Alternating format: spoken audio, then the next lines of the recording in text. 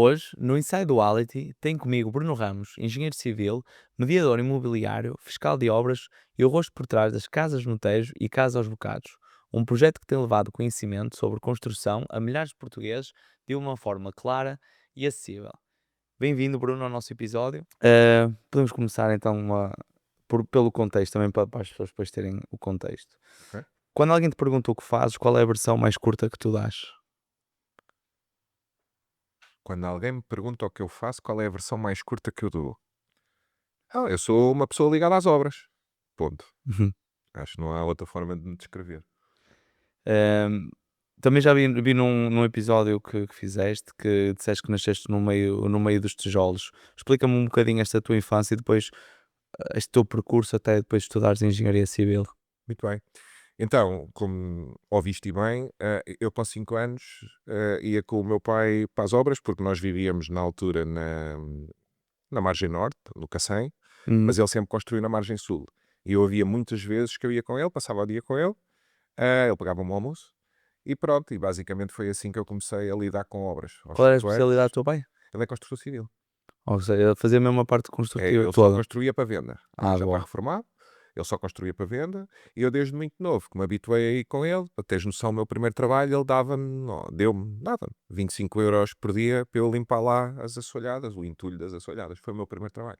Por Interessante. isso é que eu digo que estava ligado aos Eu, tijolos. eu tive exatamente a mesma experiência. O meu pai também era construtor civil e eu, desde pequenino, acabava por ir às obras até mais ao fim de semana. Dizia: "Olha, tenho que ir ali ver uma obra para ver como é que está." Eu andava lá no meio e sempre achei piada. E curiosamente, hoje em dia, das partes que eu mais gosto da obra é essa parte bruta, onde a obra está na parte de pedreiro, onde vês ainda o tijolo. Qualidade invisível. Essa parte da obra ainda hoje é das que mais me encanta. Claro que os acabamentos é sempre interessante ver o todo a ser concretizado, mas a parte dos tijolos e a parte da obra para mim também é muito importante. Depois então foste estudar engenharia, Certo? e já sabias que essa é basicamente uma escolha óbvia. Sim, embora também te posso contar que não fui logo para a engenharia. Eu saí da faculdade em 2012, engenharia civil barra construção, estava de rastos, Uhum. ok? E eu basicamente fui para o mercado imobiliário, estive lá 12 anos, ok? Ou seja, sempre lidei com remodelações de investidores. Em 2020 comecei a construir por mim construção nova, mas não fui logo para a engenharia civil. Ok, isso é interessante. E isso explica um bocadinho aquilo que também que eu vi, que eu gostava que tu me explicasse, também partilhaste, que em 2002 vendeste um apartamento que dizia ser invendável e foi aí que nasceu também as Casas do Tejo. Conta-nos aí um bocadinho essa história, porque isso tem um bocado a ver com esta parte do imobiliário. Sim, aliás, para te ser sincero, o nome Casas do Tejo foi criado como equipa imobiliária na altura e não como empresa de consultoria e fiscalização. Fiscalização. Ou seja, nós na altura estávamos a crescer, a coisa estava a correr mais ou menos, e decidimos criar uma equipa dentro do imobiliário que se chamava Casas do Tejo. Que ainda hoje vendem casas. Ainda hoje vendemos casas. Já não sou eu diretamente a Claro. tratar, mas ainda tenho duas pessoas dentro das Casas do Tejo que asseguram a parte de imobiliária. Mas são produtos vossos ou são produtos dos clientes? Nós agora não estamos a construir, mas Ok. alguns são produtos de clientes, outros costumam ser nossos. Ok. E depois, em 2023 é que nasceu o Casa aos Bocados, foi o que também me fez chegar Em até novembro de ti. 2023, é verdade. E pronto, começaste a fazer este tipo de conteúdos. O que é que tu sentiste na altura, até para, ou seja, vou começar a fazer conteúdo porque falta aqui alguma coisa no mercado, sentiste algum gap? Não, por acaso, olha, Ou, para te ser sincero, até a ideia da Casa aos Bocados até no início era outra. Eu comecei a pensar na Casa aos Bocados em 2020, quando comecei a fazer construção nova por mim, ok? Na altura construí duas moradias, uma para venda, outra para ficar. E na altura, como toda a gente que passa por a construção, não é? sim, Tens sempre aqueles desafios e aquelas coisas que correm bem, outras coisas que correm menos bem. E na altura eu lembrei-me, porque nas casas ou na venda de casas era um argumento ou um conhecimento que eu tinha que me também ajudava, não te vou mentir, ou seja, uma das vantagens que eu tinha enquanto consultor imobiliário é que tu, percebendo de materiais e o que é que a casa tem, o que é que a casa não tem, tu quando ias fazer uma visita com um cliente comprador, tu tinhas um conhecimento que a maior parte dos consultores imobiliários não tem, e isso obviamente transmitia a sua credibilidade. claro. Quando eu comecei a construir, tive alguns desafiositos e lembrei-me, por que não, partilhar aquilo que eu sei com as pessoas, mas depois só arrancou quase 3 anos depois. Ai, demorou um bocado, Demorou um mas bocadinho. teve bastante sucesso porque eu acho que há um, Há Não muita havia, não havia, não havia não nada. havia, há falta de informação. Quer dizer, se calhar não é falta de informação, porque há muita informação hoje em dia na internet, consegue saber tudo A pessoa não tem, como é que é dizer, vontade de ir à procura dela. também. E depois acabas por também sintetizar os temas que acabam por ser mais penosos para todos os clientes ou para todas as pessoas que estão a construir. Isso também me chamou a atenção. Na altura até foi um vídeo do LSF, depois começa a ver de blocos térmicos, começa a ver tudo. Esse dos Achei, blocos foi o que fez disparar a coisa. foi? Foi. Eu posso dizer, eu lancei em novembro de 2023. O primeiro episódio até está relacionado um bocadinho com aquilo que vocês fazem. Foi tipos de áreas, ok? O segundo foi bancadas de cozinha. Foi a primeira vez que no TikTok um dos shorts deu ali qualquer coisa, chamemos Sim. assim, teve ali algum engagement. Depois foi móveis de cozinha. E ao quarto episódio, quando eu me lembrei de meter 4 tijolos diferentes em cima de uma bancada e começar a falar sobre eles, foi quando a coisa passou de 1.600 para 30.000 seguidores no Instagram, numa semana. De Isso forma foi. totalmente orgânica, foi mesmo. Lá está, porque é conteúdo de valor e hoje em dia o mercado está muita gente a construir e muita gente a fazer autoconstrução. E eu noto que as pessoas têm muitas dúvidas e ficam muito perdidos, porque depois também apoiam-se na equipa, no pessoal da obra que tem uma opinião de experiência e também é válida, mas depois também se apoiam na arquitetura ou engenharia ou assim, que tem outro tipo de visão que também é válida, e às vezes não há certos e errados, às vezes são opções diferentes para seguirem um caminho final. É com a mesma coisa, a mesma questão com o LSF ou propriamente uma casa em alvenaria. Pá, depende, não é? Acho que são dois Muitos caminhos, fatores envolvidos. Sim. há muitos fatores e acabam por ser coisas diferentes.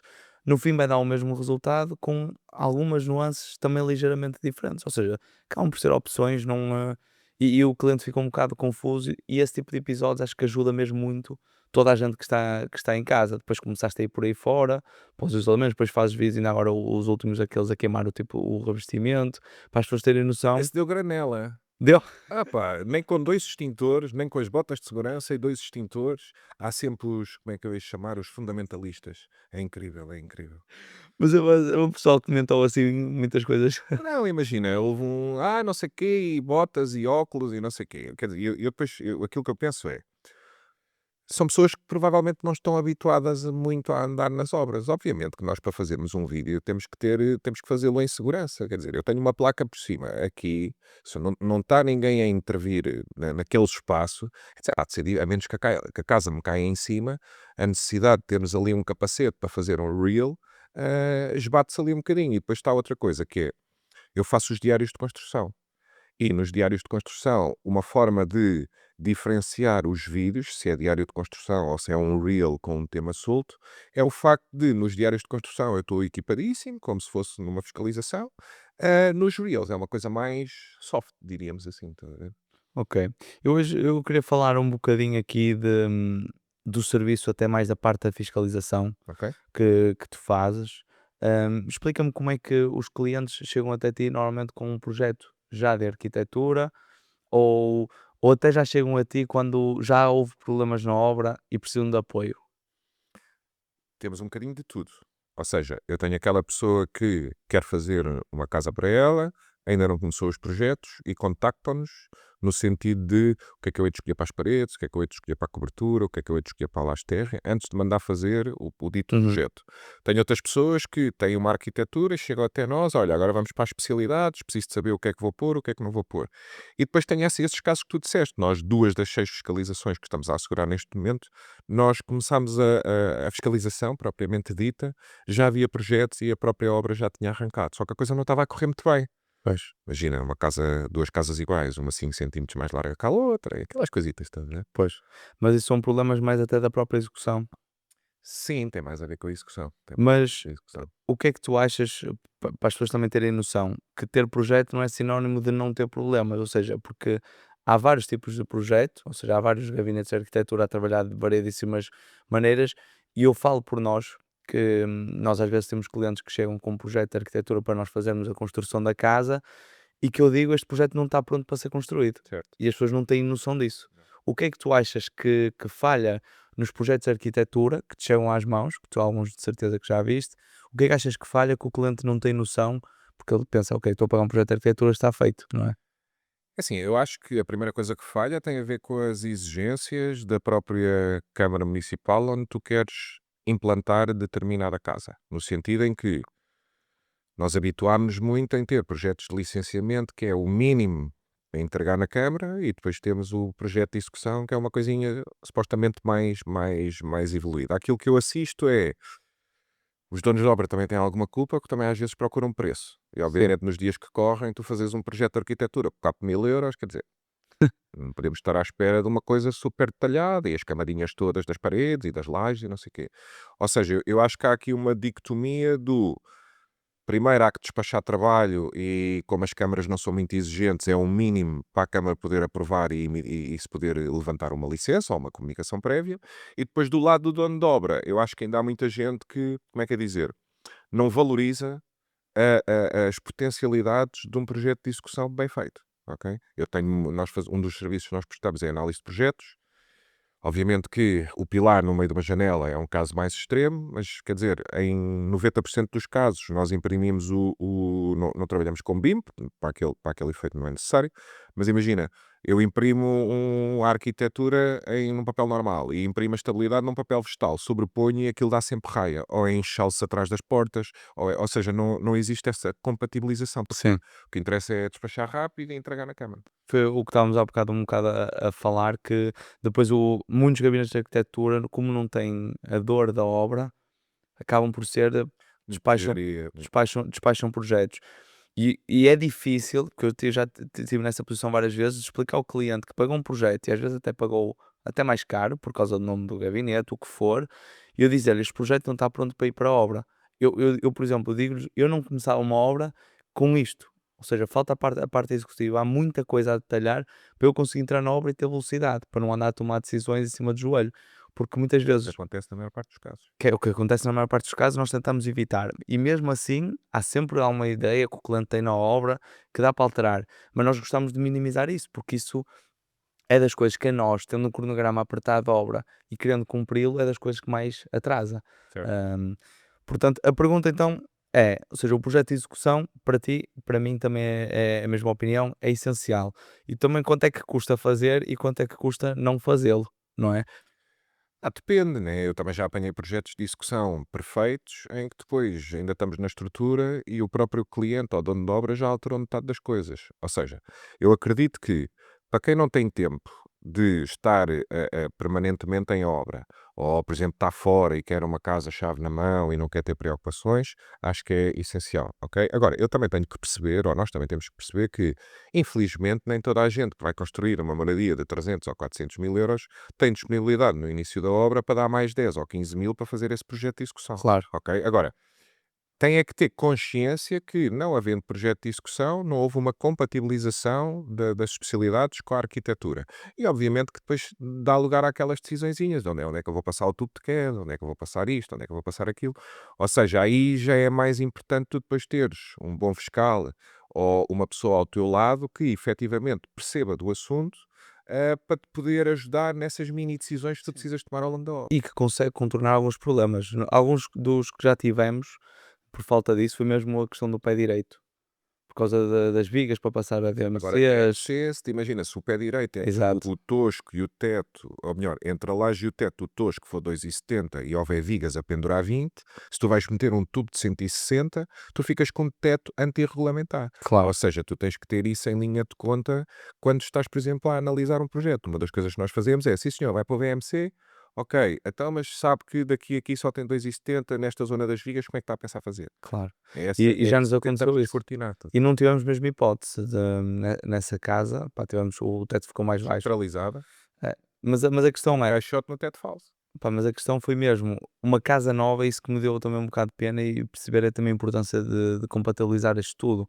Uma casa nova, ficar com o pé direito abaixo até do que era suposto, Mínimo tens de ter 2,40 sim, para a mas, habitação. mas para aquela casa pediu um bocadinho mais. Tudo muito melhor. Sim, é assim, agora também já se começa a ver em muita estabilidade aquelas lajes fungiformes, né?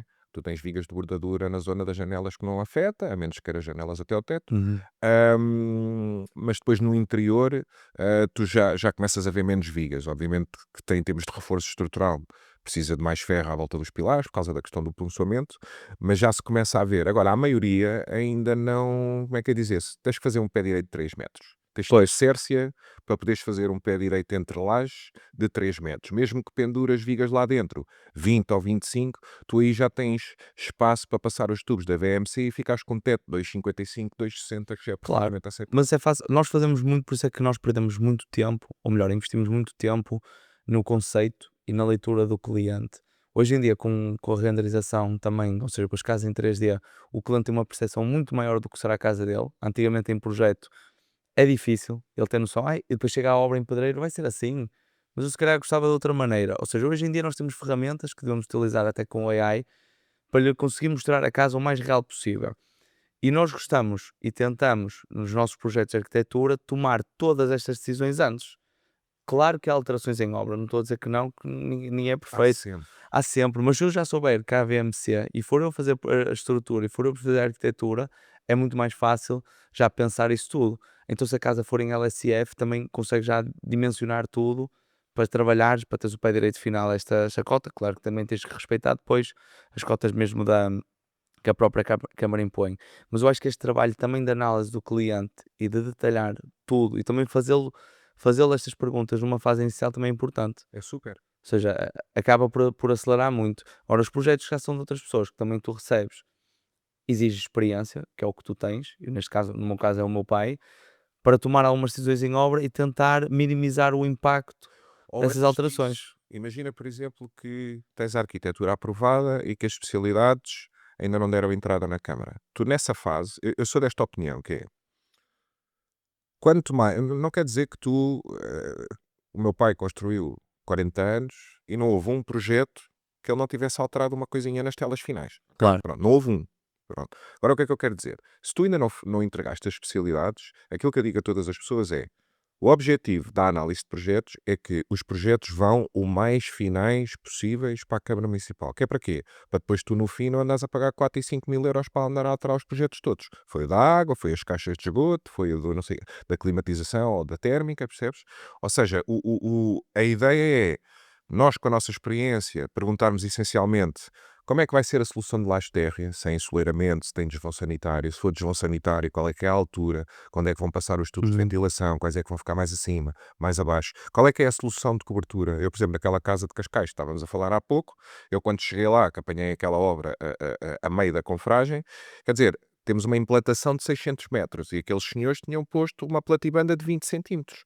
Pois, Se tu queres trazer tudo por gravidade para uma das pontas, como é que tu com 20 centímetros trazes lá do fundo uma pendente de 2% para chegares cá aos tubos de queda? E são essas coisinhas que, se forem previstas a priori, dão-te muito menos chatiços durante a obra. claro, Não quer dizer que tu não mudes uma parede de sítio 20 centímetros ou claro. aumentes uma janela, mas a parte das infraestruturas para mim é a mais importante, que é aquela que, para já, fica escondida e depois é a outra, é aquela que te vai dar ou que te pode vir a dar problemas dentro de casa. Pois, Não é o azulejo que tu metes da claro. marca A ou O B. problema não é do azulejo nunca, Exato. é o que está atrás do Imagina, azulejo. queres pôr uma porta daquelas de 160 euros, be my guest. É que tipo um móvel do IKEA, quando te estragar compras outro. Agora, se uma infraestrutura não ficar, imagina, um tubo de queda que passa por dentro de casa, que às vezes temos casas enormes com as quedas da cobertura a afunilar para dentro de casa, que eu acho que é um erro tremendo, estás a entender? Uhum.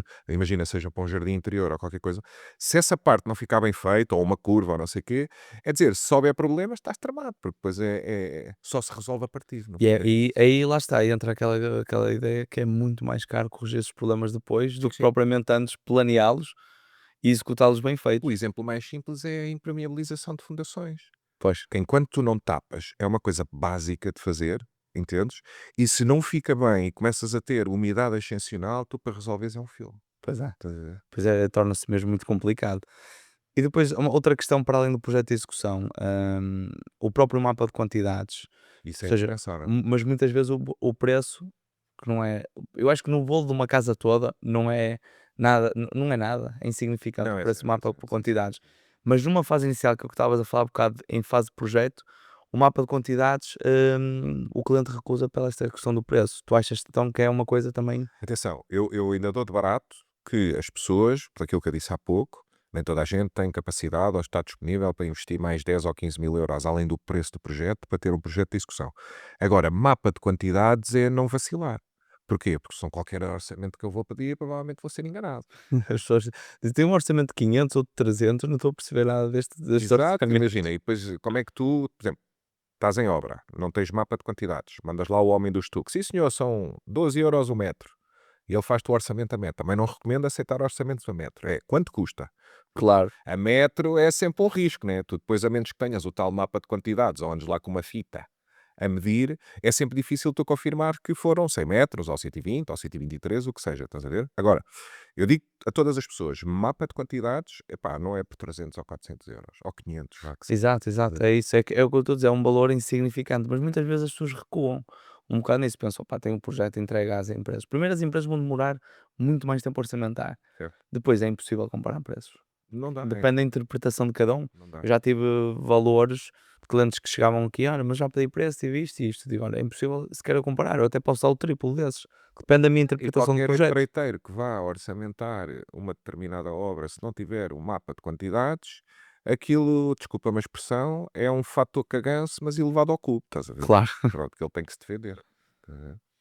Hum, também nós temos aqui uma visão que já partilhei um bocado contigo, que é, e tu podemos aqui chegar aqui a ter duas abordagens diferentes, mas nós temos uma regra que é a parte da decoração e do design de interiores entra também a quando a arquitetura, esta questão toda do projeto, ou seja, nesta parte de especialidades, isso tudo.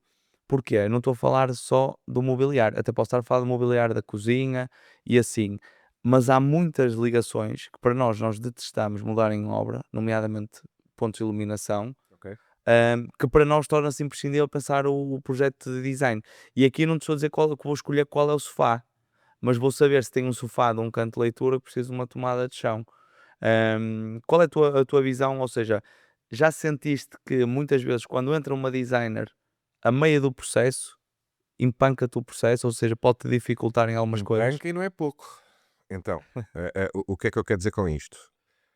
Eu sou da opinião, não sei se tu concordas, Vítor, mas eu sou da opinião que quanto mais gente em obra, mais cabeças a pensar e mais probabilidade de haver atritos e atrasos existe. E gente, falas em empresas diferentes, ou seja, em entidades Eu diferentes. já tive obras em que tem o designer, tem o arquiteto, depois tem sei lá, tem o Fiscal? fiscal, tem o diretor de obra e todos opinam. E depois ninguém se entende. Ou seja, Exatamente. eu sou da opinião que, por exemplo, nos pontos de luz, mais vale a mais do que a menos, ok? Agora, também entendo isto, que é, tu estás-me a pedir a mim, Bruno, para eu escolher a torneira ou a iluminação que eu vou usar dali a 2 anos, também não é fácil.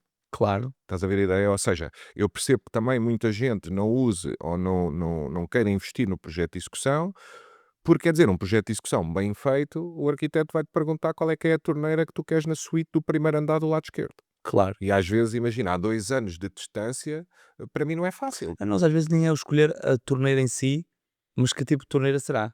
Se é de parede, Se é se de é no parede, facão, pronto, porque isso aí já faz diferença mesmo na já faz própria diferença. na pastelaria que entra na parte de pedreiro. Certo, Ou certo, seja certo, ou certo. seja, são decisões, por isso é que nós gostamos de ir a esse detalhe e nós conseguimos fazer porque temos tudo dentro de portas, ou seja, temos arquitetura, temos design de interiores e temos mesmo a parte de paisagismo e depois eles falam todos entre si.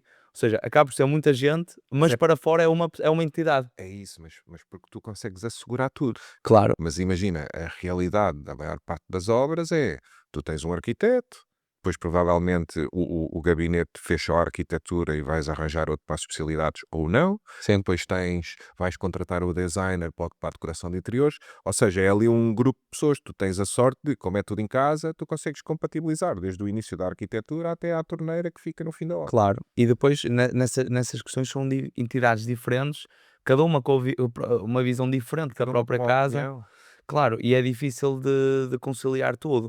Por isso é que eu quando falo que gosto de fazer o design de interior nesta fase, não é pela escolha do tecido, isso só vai ser escolhido muito lá à frente, não é pelo sofá, é por todas estas questões de obra que já fica tudo pensado. Agora, o foco, também não vou saber já qual é o foco. Claro que tenho que saber que se tiver uma caixa enorme lá dentro, O teto é pacífico, né? No mas teto, isso se não furas aqui, furas mais à esquerda. isso arranja-se, mesmo para a parte, se for uma parede que tenhamos toda em betão à vista lá dentro, tem que já estar tudo minimamente pensado. Pronto, aí também um bocado a nossa visão. Mas percebo o que tu dizes, por isso é que também fiz a pergunta, porque eu sei o que é que deve ser, porque nós já o fizemos, nós já fomos designers a entrar a meio da obra. Mas nós, como temos a parte da obra, temos a sensibilidade, muitas vezes vamos pelo lado do empreiteiro. Ou seja, para facilitar, pá, não vamos alterar aqui nada, porque eu sei o que é ter que destruir uma parede ou ter que fazer um trabalho que já está Mas também te feito. condiciona, não é? Condiciona, mas eu prefiro fazer isso porque estamos todos, eu acho que somos todos parceiros no mercado. Eu, como sou operador da obra e detestava que viesse alguém de fora fazer-me Olha, agora manda baixo. esse Eu tipo de percebo. trabalho dessa maneira, e às vezes não é pelo dinheiro, às vezes é preciso Faz e o desfaz, é no que ajudar as interessa. pessoas. Ou seja, se eu te entrar e tiver lá um empreiteiro, eu vou tentar ajudá-lo o mais que conseguir e facilitar o mais que conseguir. Se eu não tiver que trocar um ar-condicionado, se calhar ajusto o meu móvel para o ar-condicionado ficar onde está. Percebes? Eu prefiro fazer isso porque tenho essa dor, mas eu sei que tu já deves ter apanhado pessoas que não. Eu sou a designer, é para ali, é para Sabes ali. que muita das vezes essa atitude também é, como é que é dizer, reflete-se pelo facto de não, deixa-me lá mostrar trabalho. É um bocado por aí. Sim. Não é que aquilo vá alterar grande coisa no design final, mas é do estilo. Não, pá, então estou a ser pago, deixa-me lá mostrar trabalho. E às vezes o mostrar trabalho é ir contra ou aquilo que está feito ou ir contra a opinião É dos aquela outros questão da intervenientes na obra. exatamente, exatamente, faz sentido. Hum, então vamos agora, já falamos do projeto de execução, importantíssimo, mapa de quantidades, eu acrescentei esta questão de nós gostarmos de fazer o design, e agora sobre a fiscalização, que também acho que é um ponto que as pessoas menosprezam imenso, e é a tua área. O que é que tu achas disto? Há muita gente que tem a ideia de, opa, tenho um bom construtor, não preciso de um fiscal. Tu precisas sempre, né? Seja Sim, só no papel. Né? mas é esse do papel é o que eu estou a dizer. Quando eu digo não precisar, é esse do papel que não aparece na obra e Ah, é só para. isto vai entroncar um bocadinho com aquilo que me levou a criar a Casa aos Bocados, que é, tu és empreiteiro, eu sou dono de obra. Se eu não perceber, toda e qualquer decisão que seja necessária tomar na obra, se tu sabes que eu, dono de obra, não percebo, tu vais decidir por ti.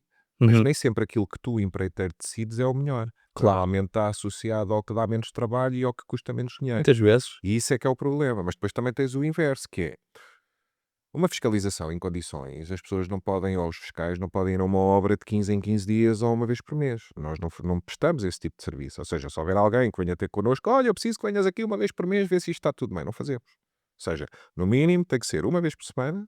Ainda temos uma reunião online às sextas ou sábados com os donos de obra para bater bolas, que o empreiteiro não pode, mas não tem que estar presente. E depois temos um grupo do WhatsApp para partilha diária de informação. Ok? E qual é que é a ideia? E posso dizer, mesmo só uma vez por semana, às vezes durante uma semana acontecem coisas na obra que a gente chega lá, epá, isto não devia ter ficado bem assim. É muito. As pessoas não têm ideia, às vezes uma semana faz muito trabalho em obra que depois não é irreversível, mas é muito caro Agora, reverter o que enquanto foi tu feito. vires, ou enquanto os donos de obra virem a fiscalização como um custo e não como uma. Eu também tenho esta consciência, né? Há fiscais que chegam ali e não fiscalizam nada. Claro, Pronto, mas também essas fiscalizações que custam 300 euros. Agora, nós pedimos uma vez por semana a uma obra, mais essas coisas que eu te disse da reunião online e do grupo do WhatsApp, não podemos cobrar esses valores. claro. Percebes? Quanto é que pode ficar? Ou seja, depende da obra também. A fiscal, Não, não depende muito do tamanho, porquê? Porque uma obra maior, à partida, vai levar mais tempo, ok? Para nós, a definição do preço para a fiscalização depende essencialmente do meu ponto de origem, onde eu estou, e da distância até determinada obra. Posso dizer, números médios, os nossos serviços de fiscalização custam 650 euros mais IVA, ok. ok? Por, Os tais por mês. por mês. 4 visitas, ou no mínimo 4 ou 5 visitas, dependendo do mês, a tal reunião online e o tal grupo do WhatsApp. E mesmo assim, gostamos de entrar das duas uma, ou no momento de seleção do empreiteiro, em que está incluído ajudarmos a filtrar os orçamentos, porque os orçamentos não é só olhares para o nível de detalhe, tens de fazer um check reference, mas não é o check reference de casas que o homem está a acabar. É de casas com 2 ou 3 anos e ires lá bater à porta e perguntares aos proprietários como é que a coisa está a correr. Porque aquelas que estão a acabar, tu ainda não Claro. consegues ver nada. Depois, por exemplo, podes pesquisar a própria empresa na internet. No outro dia mandaram-me um orçamento. A primeira coisa que eu fiz foi escrever no Google. Tinha 3.2 e tinha uma queixa no portal da queixa, quer dizer, à partida. Pode dar certo, mas também pode não estar. Pronto, e depois tens outra que é uma empresa minimamente organizada, e aí é que onde eu desatino, não precisa te pedir 50% da dedicação. Alguma empresa que vai ter contigo Se é levantar uma pedra e pede metade do dinheiro, pá, para mim é red flag, estás a ver? E em Bandeira obras que vermelha. têm, se for uma obra para que é para 2 semanas, percebo perfeitamente. Não, isso tudo bem, mas São isso somos catos, e são somos obras. escassos. Agora para uma construção Não, esquece. Alguém, uma empresa minimamente organizada, tu consegues, pá, com 20%, que é o que se cobra nas obras públicas, tu consegues montar o estaleiro e arrancar com a obra. claro, Entende? claro. E isso, como é que é dizer? Não é só o nível de detalhe, não é só o preço, não é só o check reference, não é só isto que estamos a falar da adjudicação, mas é este conjunto de fatores analisados em conjunto faz parte do nosso serviço de fiscalização. E eu acho que é essencial vocês, neste caso, para ajudarem da melhor forma possível o cliente a entrar o mais cedo possível. Porque mesmo o know-how que vocês já têm, mesmo a analisar orçamentos, a analisar empresas, pode poupar muitos e muitos milhares de euros ao cliente. É muito Inclusive fácil. é na análise de projetos, mesmo que não nos entreguem a O fiscalização. vosso serviço, eu acho que se paga de olhos fechados. Com a vossa experiência, eu acho que é mesmo essencial. Vocês basta mudar, às vezes, alguns pormenores construtivos, ou seja, há uma coisa no projeto, já poupam milhares de euros ao cliente em pequenas E decisões. nós inclusive, imagina, o meu pai, como eu te disse, era construtor. Nós, sobretudo na zona da margem sul, assim como tu, tens fornecedores onde tens desconto, não é por causa de ti, é por causa do teu pai. Comigo acontece a mesma coisa, eu ofereço esse desconto aos meus clientes. Claro, Por exemplo, imagina, eu mando onde é os combifixos para as sanitas ou os azulejos ou não sei o quê. Eu mando a um determinado sítio, a pessoa só tem que pagar à cabeça, mas o desconto que eu tenho direito, como se fosse eu a comprar, eu ofereço esse desconto, porque o meu negócio não é ganhar comissões sobre o azulejo que eu vou pôr em determinada casa. Estás a entender? claro. E tu estás a trabalhar mais na margem sul? Fiscalização essencial.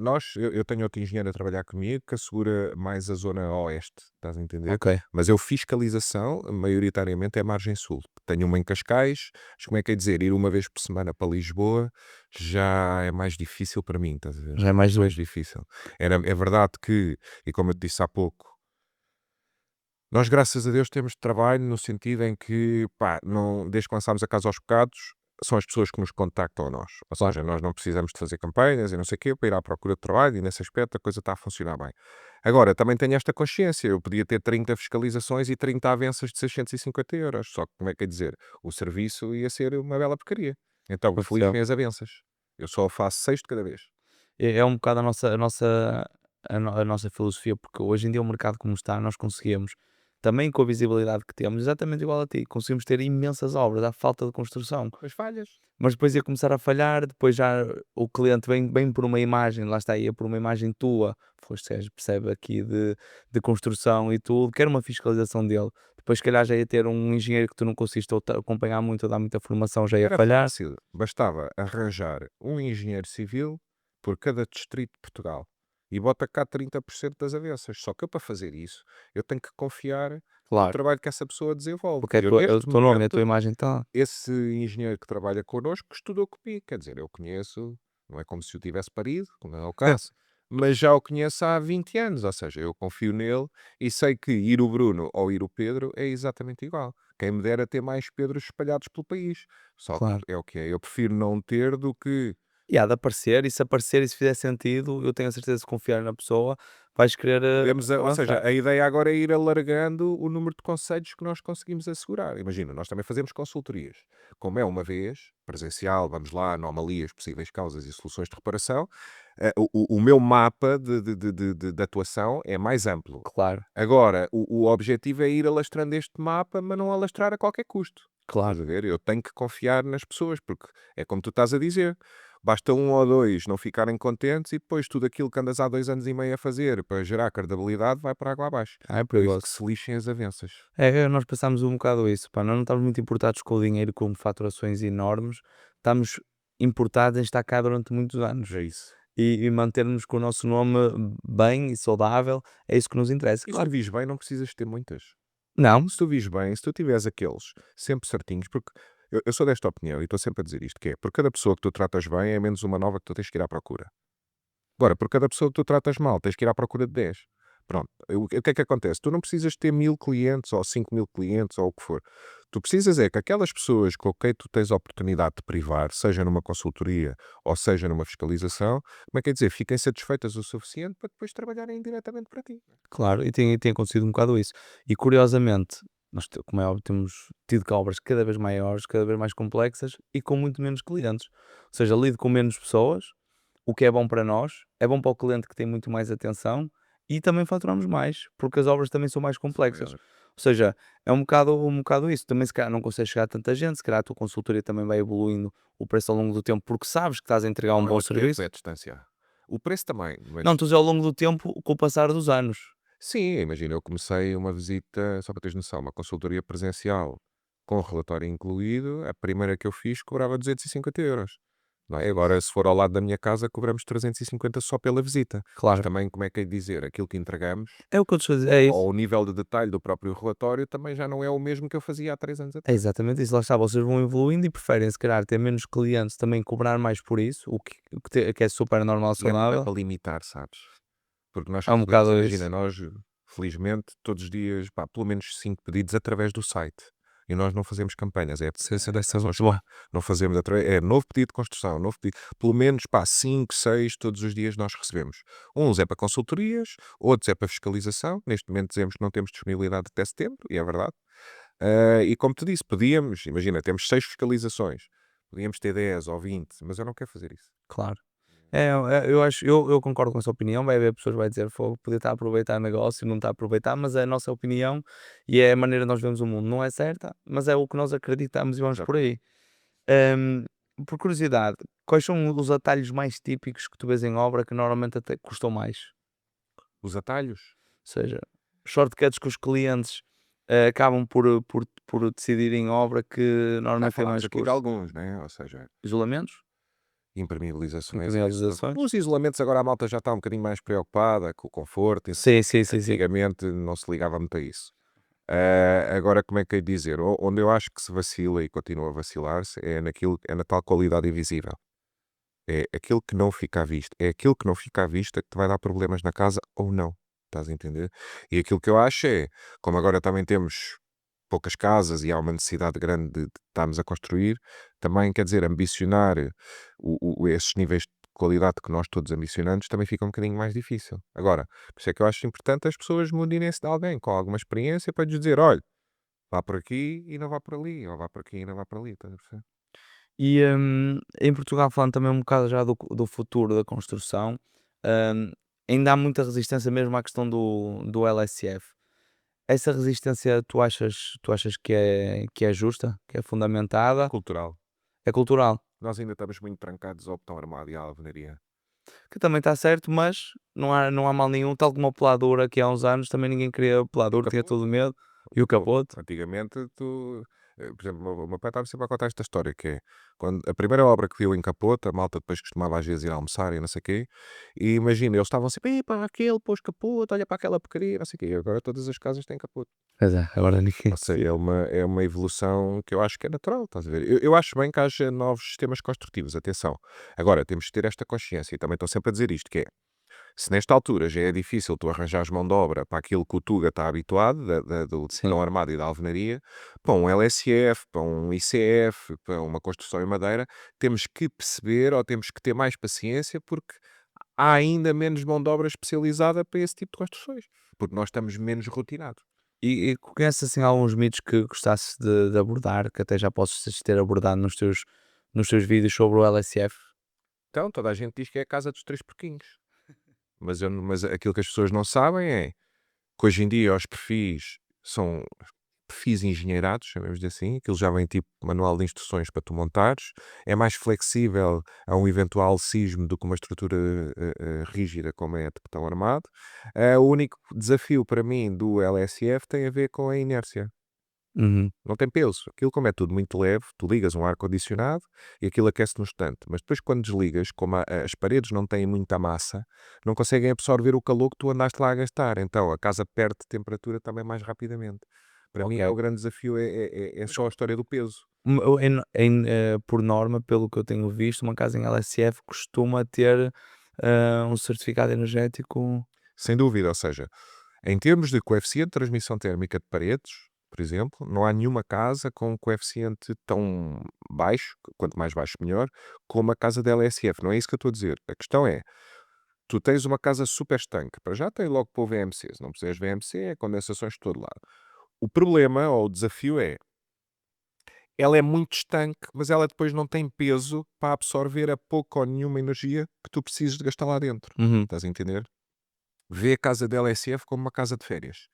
Tu chegas lá, bom, por exemplo, uma casa LSF para férias é top, porque tu chegas lá, as paredes não estão frias. Imagina uma casa aqui em Braga ou o que seja, de férias. Tu chegas lá agora, agora não, estamos para o verão, mas tu chegas lá no inverno e a casa está super fria. Ligas o aquecimento, ou a lareira, ou a salamandra, ou o que seja, e aquilo leva tempo a aquecer. Numa casa da LSF tens essa vantagem, que é como as paredes não estão frias, que não têm muito peso, aquilo aquece no instante. Mas também quando desligas, também arrefece mais rápido. Estás a Ok. ver? Para mim é assim o único desafio, chamemos assim. E a nível de valor, o que é que tu achas? É mais barato? Vai dar a mesma coisa no Já, fim? hoje em dia, já. Onde tu ganhas mesmo é, tu consegues com uma equipa, acho que por adjudicações diretas torna-se mais difícil, mas efetivamente é uma obra mais limpa, é uma obra mais rápida, tu consegues Sim, reduzir até um terço do tempo. Mas, por exemplo, tu também podes fazer uma estrutura reticulada de betão armado com paredes exteriores em bloco ou tijolo térmico e depois por dentro ser tudo apeladura e não abres um único roço. uhum, Estás a entender? Ou seja, para resumir, eu acho que tem muita cultura aqui do estilo, quando aparece algo novo, as pessoas têm sempre alguma resistência. claro. Pronto, e eu acho que foi o que aconteceu com o LSF, acho que é o que está a acontecer com o ICF, aconteceu comigo quando eu lancei uma coisa nova em Portugal nas redes sociais, também há sempre a resistência por parte de algumas pessoas, até que depois acabam por perceber a efetiva mais-valia da coisa, né? Claro, eu mesmo eu sofro um bocado disso, entre aspas.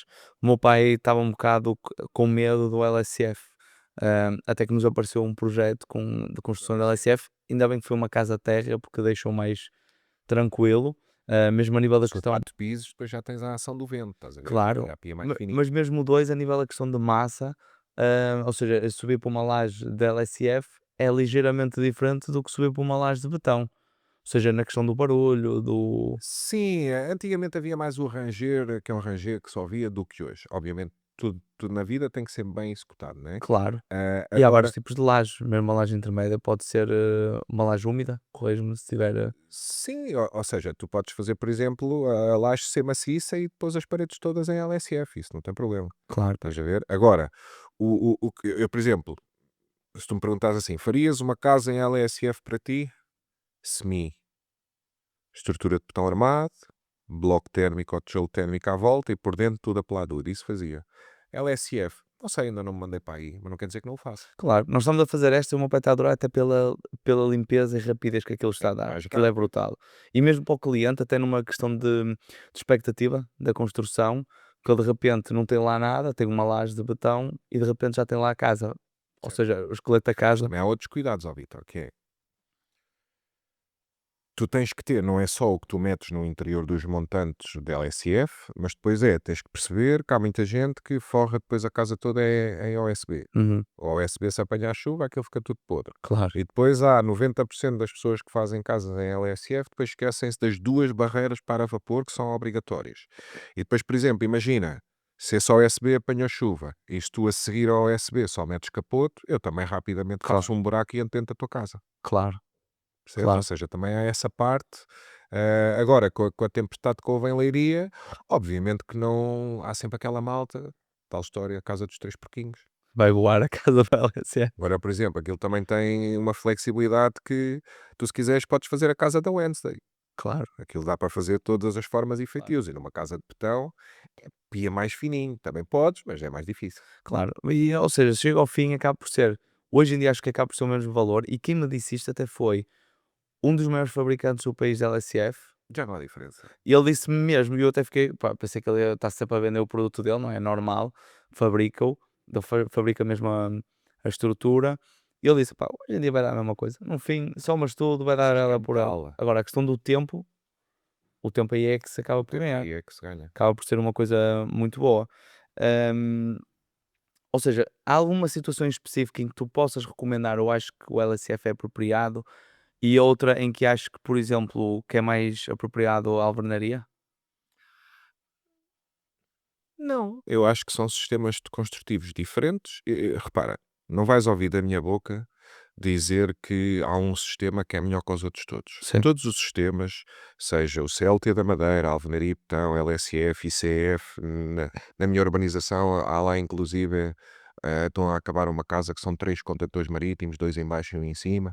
Ou seja, não vais ouvir da minha boca que um sistema é melhor que os outros todos. Eu acredito que todos têm as suas vantagens e as suas desvantagens. Agora, tenho que reconhecer que face à demanda que é necessária ou que está a ser necessária em termos de casas no nosso país, soluções construtivas que sejam, como é que é dizer, mais pré-fabricadas, mais prontas, Uhum. venham ajudar. É como as casas pré-fabricadas, imagina, se tu conseguir, a mão de obra é escassa, se tu conseguires trazer uma casa feita que tem, como é que é dizer, linha de produção, qualidade de construção, outro rigor a nível da concepção, acho que sim, acho que se deve apostar nisso. Que era uma das coisas que eu queria falar contigo, era sobre esta questão da industrialização da construção. Vai ter que ser. E eu acho que os grandes grupos em Portugal já estão a apostar nisso, muitos milhões de euros em novas fábricas, assim, porque eu não estou a ver muito outro caminho para continuar este volume de construção a ser feito mesmo Não tens hipótese, não há mão de obra. on-site. Agora, acho que há um tipo de construção que não vai ser abrangido por isto, mesmo a construção de moradias de luxo, ou seja, grandes construções e mais personalizadas, não vão chegar aqui, mas isto resolve, se calhar, mais de 50% do problema da construção. Ou seja, o facto de construírem um prédio no local em poucos meses é uma coisa que era impensável aqui há uns anos. E outra coisa, é muito mais fácil arranjar mão de obra que tenha vontade de trabalhar na construção dentro de uma fábrica do que propriamente no local, na obra. Também estou sempre a dizer isso, ou seja, que é, hoje em dia um miúdo, para já não há grandes cursos de profissionais, há É a parte verdade. de eletricista ou canalizador ou não sei o quê. Agora, se tu fores falar, não sei se tens filhos, mas se tu fores falar com os miúdos e te perguntares o que é que tu queres ser quando fores grande, ninguém te vai dizer que o meu sonho é levantar paredes de tijolo. Ninguém te vai dizer isso. Pronto. Por isso, o caminho para a industrialização é uma consequência, ou seja, vai ter que acontecer. Porquê? A malta que andava na construção vai ficando velhota. Hoje Claro. em dia já não há ladrilhadores. O dia que os empregados do teu pai se reformarem, tu para arranjar os outros iguais e com o mesmo nível de Não consciência, estás arranjas. tramado. Não arranjas. Então se forem novos, então é que Não não arranjas. arranjas. Mas é normal, é a evolução um bocado. Por isso é que eu acho que a industrialização é uma coisa que vai acabar por acontecer. Agora, temos que ter consciência que aqui no nosso cantinho, não é submundo, mas em termos de construção as coisas chegam um bocadinho mais tarde. Nós andamos Claro. agora a falar de VMC como se fosse a última bolacha do pacote, quer dizer, nos outros países VMC aquilo é Já o era. básico dos básicos, Claro, estás a ver? claro. Pronto, e também falando um bocado desta questão da mão de obra, achas que isto é das coisas que tem, ou seja, a escassez da mão de obra é das coisas que tem mais impacto Claro, no preço, neste claro. momento? Isto é como tudo. Claro. Se houverem, se só eu é que fizer, se só eu fizer fiscalizações em Almada, ou existirem 30 engenheiros como eu a fazerem fiscalizações, eu se estiver sozinho posso aumentar o preço. Se eu tiver concorrência de mais 30, não posso esticar tanto. Mas a ideia era, achas que tem mais impacto a mão de obra ou mesmo esta inflação nos próprios materiais? Os materiais também aumentaram, mas eu acho que especificamente, repara, se nós olharmos para a realidade há 4 anos atrás, eu construí a minha casa há 5 anos, ok? Ou aquelas duas que te tinha falado. Quer dizer, os preços que se praticavam na altura não têm nada a ver com os preços de hoje. Hoje em dia a coisa está caro construir. Olha que eu este ano não ando a construir, porque está caro. Está E achas, verdadeiramente pela caro. tua perspectiva, achas que pode vir a baixar um bocado ou pelo menos estabilizar? Tenho algumas dúvidas. Em termos dos materiais, tenho algumas dúvidas. Em termos da própria mão de obra em si, sim, imagina, nós estamos a fazer construção nova porque não há construção usada, certo? Mas Claro. imagina, basta subir 2% o juro, que ainda não subiu por causa destas guerras e não sei o quê, e uma renda que hoje custa 1000 euros a um casal vai passar a custar 1600. E se calhar esse casal não vai ter capacidade para suportar os 1600, então vai ter que fazer um downgrade. O que é que eu acredito? Quando o juro aumentar, vai haver mais casas usadas disponíveis, porque as pessoas vão ficar um bocado desganadas, digamos assim, e vão ter que fazer downgrades. Agora, na construção nova não estou a ver assim grandes alterações. O aço continua a subir, o LSF é mais ou menos o preço da Sim, sim, alvenaria sim. porque é aço. Pronto. Claro, O claro. aço continua a subir, o betão continua de 3 em 3 meses, eu recebo um e-mail da central para dizer, olha, mais não sei quantos por cento. Faz parte, estás a ver? É, e tem-se que acompanhar, mas lá está, eu também eu não estou a ver o mercado a abrandar muito. A nível de construção, Não. não estás a começar a sentir, por exemplo, eu vejo muito pelas equipas, que nós subcontratamos e pelas empresas que estão à minha volta. Eu não vejo ninguém a Estão abrandar. sempre cheios de trabalho. Eu não vejo ninguém preocupado. Olha, tens aí uma vaga, uma obra para entrar. Mas também deixa-me dizer-te uma coisa, Vitor, que é, quando isto caiu em 2012, foi em 2008, mas depois cá Sim, sim, recuperou-se em sim. 2012, como é que é dizer? Aquilo também estávamos, antes da coisa rachar ao meio, também estávamos top e as casas nunca valeram tanto e não sei o quê. E aquilo foi assim de repente. Eu acredito que possa vir a ser semelhante. Isto é cíclico. Claro, Uma crise em 87, 89, outra agora de 2008 e o imobiliário vai ter que virar outra vez. vai virar. O que eu acho, que é um bocado a minha tese, neste momento não vai ser como foi na altura, porque o fenómeno também é um bocado diferente. Ou seja, mesmo a nível social é bastante diferente Certo. da Já altura. não é de casas de 50 mil euros, é um facto. Sim, e mesmo a nível ou seja, houve uma entrada de muita gente num curto espaço de tempo também em Portugal, que também faz com que a procura também não vá cair tanto. Eu sei que vai acontecer, vai quebrar, o mercado tem que quebrar um bocado, Tem que mas acho que desajustar, pode não ser tão reajustar. pesado, o mercado da construção pode não cair tanto como caiu na altura, porque há muito mais gente Na e altura era só falências. na Tu não altura, recordas-te aquilo era prédios inteiros a ficarem na estrutura ou não, a não serem acabados e a serem entregues às entidades eu bancárias. lembro há muitos anos que poucas gruas se via, né? Mesmo na cidade do Porto era raro ver gruas. Hoje em dia tu andas aqui mesmo na Maia ou em qualquer zona, podes sair do Porto ou mesmo Mas em Lisboa. isso é bom. Isso é bom, Agora faz com que as coisas sejam mais caras, né? Obviamente, se tu claro, queres mais, eles têm que subir o preço, né? claro. Pronto, para terminarmos também aqui a nossa conversa, Bruno, que também gostei muito e há pontos também acho muito importantes, ou seja, acaba por ser um bocado os teus episódios, só que num formato grande. Se pudesses mudar uma única coisa na forma como se constrói em Portugal, o que é que tu mudavas?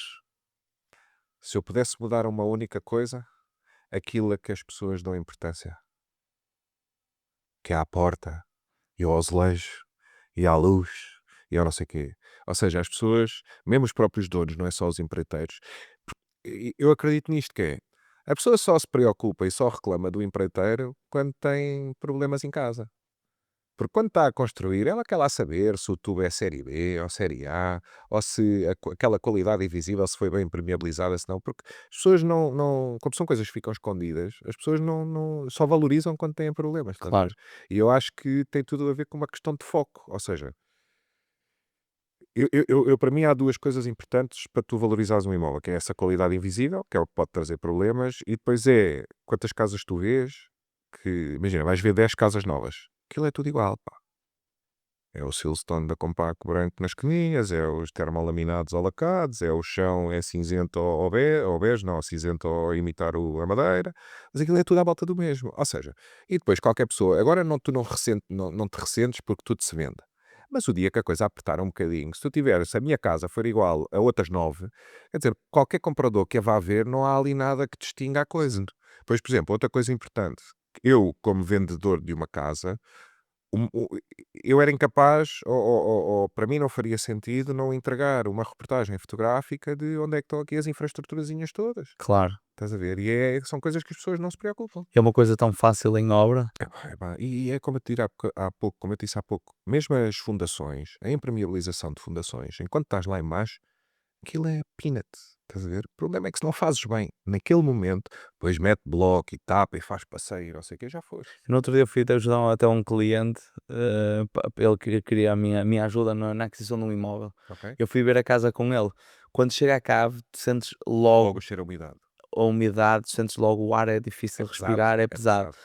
E quando tu vês uma solução, qual é a solução de toda a gente? Cerâmica até meio Claro. É para do. depois a salitre ou a fluorescência vir acima da Ou cerâmica. seja, o pessoal, quando eu disse ao cliente, atenção a esta cave, porque temos aqui cerâmica até meio, isto aqui é sinónimo de umidade, e sente-se logo até no próprio cheiro, Quebrar o ar. no próprio ar. Lá está, uma solução que quando a casa foi construída, era baratíssimo para a construção toda Mas é que era e mesmo, fácil de fazer. imagina, numa obra, se calhar a impermeabilização representa no máximo 2%. Só que lá está, como fica debaixo da terra e depois ninguém vê, a malta Claro. está-se nas tintas. E adia um bocado os problemas. Mas pronto, Bruno, foi um gosto ter-te aqui. Eu Acho que que agradeço. tocamos aqui em pontos muito bons para também as pessoas ter noção que o invisível é importante e que a O própria, mais importante. e que a própria também. Atenção, desculpa interromper-te. Eu também, não vamos ser hipócritas, né? Eu também tenho consciência o que é que vai puxar o olho para vender. É o azulejo e a porta e não sei o que é que tu metes. Eu também entendo isso. Só que, para teres uma consciência, ou para teres noção, nós no mês de fevereiro fizemos 17 consultorias e 8 delas eram casas com menos de 5 anos. É uma Pois. vergonha. É uma vergonha. Mas é isso. Ou seja, nós não estamos a dizer que, focando no que é invisível, temos que desfocar o resto. Mas a prioridade, é o que estavas a dizer, deve ser o inverso. Primeiro, garantir que temos uma qualidade estrutural boa, para A depois, estrutura, sobretudo. porque o resto, ou seja, o que é visível, a parte do design, é que tem que ser um extra. Não pode ser um extra à base. Portanto, acho que fica um bocado aqui essa ideia, não descurar, como é óbvio, da parte do design, das partes bonitas da casa, mas primeiro a parte mais importante é a parte de estruturas. E também planear bem as obras e ter uma boa fiscalização, pá, as pessoas aí já conseguem livrar-se de muitos problemas. Sim, pelo menos grande parte. Toda a gente vai ter dores de cabeça a construir a sua própria casa. Claro, Ok? Agora, a ideia é minimizá-las ao máximo, sim, claro. sem dúvida. Mas pronto, Bruno, muito obrigado e Eu é que espero ver agradeço. também no próximo episódio. Tá lá, até à Obrigado, próxima. Muito obrigado. obrigado.